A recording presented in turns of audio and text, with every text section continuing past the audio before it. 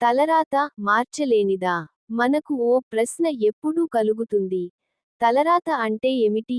మనిషి పుట్టిన వెంటనే భగవంతుడు అతని జీవితాన్ని రాస్తాడట. అయితే, మనం ప్రార్థనలు ఎందుకు చేయాలి? బ్రహ్మ ఒకసారి ఇలా అన్నాడట.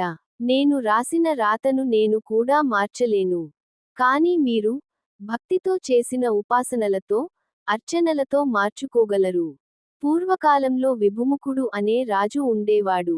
ఆయన తలరాతలో 50వ ఏట మరణం ఖాయమని బ్రహ్మ రాశాడు.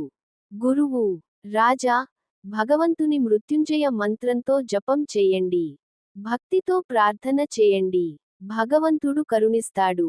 రాజు గురువు చెప్పినట్టు ప్రతిరోజు జపం చేశాడు, సేవ చేశాడు. ఫలితంగా అతను చావాల్సిన సంవత్సరం దాటిపోయింది. ఆయన 50 కాదు, 100 కాదు, 110 సంవత్సరాలు బ్రతికాడు. మరోవైపు దుర్యోధనుడు 128 ఏళ్ల ఆయుష్షు ఉన్న ద్రౌపదిని జుట్టుపట్టి దుశ్శాసనునితో ఈడ్పించడం వలన చేసిన పాపానికి 60వ ఏట చనిపోయాడు. అతని కర్మలే అతని తలరాతను చిన్నతనం చేశాయి. అంతేకాదు, మనం చేసే జప, ధ్యాన, దానం, సేవా కర్మలు తలరాతను మార్చగలవు. మనస్సులో భగవన్నామం ఉంటే, ఆ కృష్ణయే అంతా చూసుకుంటాడు.